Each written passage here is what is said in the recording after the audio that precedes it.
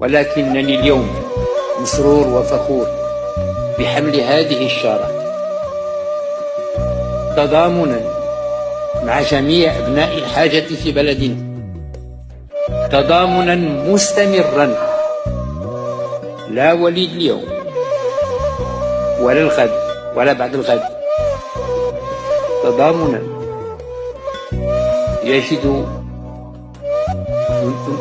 يجد منهله في أخلاقنا وتربيتنا وتراثنا، فلنسر في هذه الحملة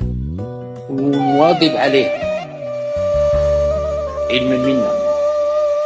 أننا سنعين لا على محو الفقر ولكن على الأقل على بيتي